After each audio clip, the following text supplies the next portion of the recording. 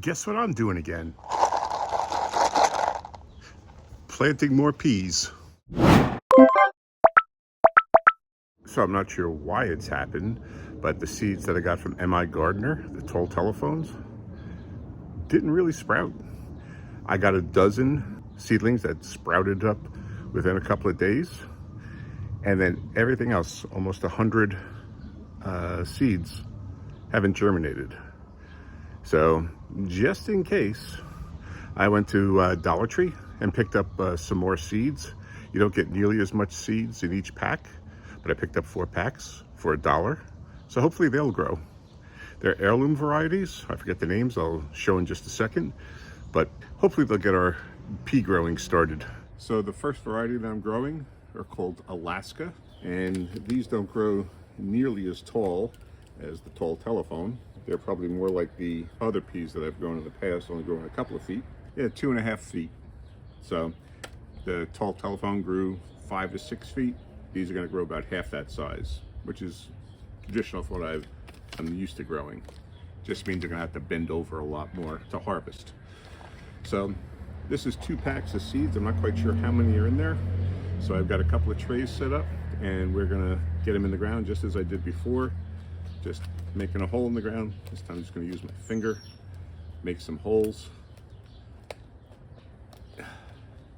and then place the seed inside.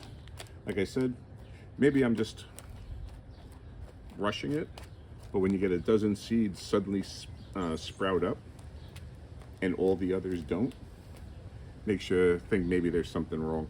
I'm not sure what I was thinking, but thank goodness for Carol from Cape Cod Cottage Garden for slapping me upside the head. I've been planting my peas in the 4-cell containers and trying to grow them, start them indoors. And she asked a simple question: why are you growing them in the cells? And I was like, well, I was trying to get them a head start on the season. But I'm at the end of April already. I'm already late planting them out. I should just be planting them direct into the garden. So that's what I'm gonna do. All those peas I just planted yesterday, I'm gonna take them out of the cell containers and put them right into the garden. Jesus. So to provide you a visual representation of what it is I'm doing, I've got my square foot gardening markers, and this is how you would normally plant peas in a square foot garden. 2 rows, this is what Mel Bartholomew said. 2 rows, about 2 inches apart, like that. And you plant them about 1 inch deep. So on my dibber, this is a 1 inch mark here. So it's about where you go, down into the soil. And what I would do then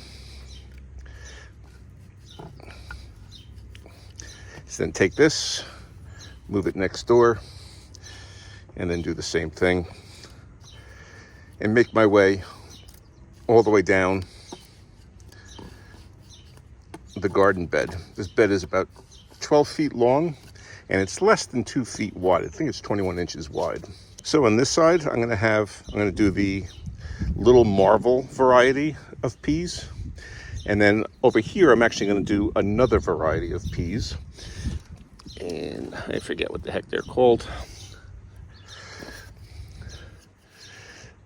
So I would just make another row, another double row, going down the other side of the bed. And that way I can really plant intensively in the garden here.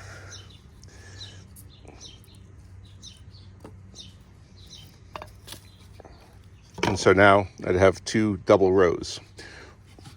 Once the peas get established and start growing, I'm going to install a fence down the middle of the bed all the way down so that they'll have something to attach to and grow up. And they'll, like the ones on the outer side here, will end up attaching to the ones on the inner side, which, I mean, both will essentially hold each other up, but they'll also have the fence to grow up on, and the same thing on the other side. But initially, I'm going to be installing my hoop house, my mini hoop house, but it's a series of arches, PVC arches, and then I'll drape insect netting over the top of it just to keep birds and squirrels and everything out of the bed until the plants establish themselves. So my first challenge, though, is going to be finding the peas that I planted into these containers yesterday.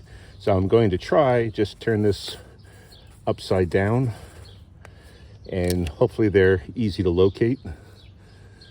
Don't give me too much. Ah, good. There's a pea. And we're just going to pop it right into there.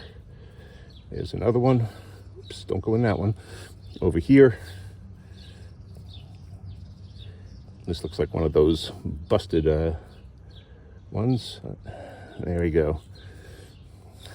So I'm going to end up going down, undoing all that planting I did yesterday. Oh, look, I got another one. Okay. And undoing all that planting I did yesterday and plant them down here. Okay, we have both rows planted. Only went a little bit more than halfway. That's about halfway in the bed, so it's like 6 feet. So 7 feet of peas, double row. I'm not going to try and do math again. So over 100 peas planted here. So the other variety was Alaska, and I actually had one more square foot of them, 8 peas. So they went in the front here with the little marbles. So I also have the 12 tall telephone peas that sprouted. So I'm going to put them at the end on either side. So I'll get 3 here, or 6 on this side, 6 on that side. Obviously, math is not my strong suit. So thanks, Carol, for slapping me upside the head and reminded me what I should be doing. So this video is essentially an update to an update of what the heck I'm trying to do here. Not too smartly, though.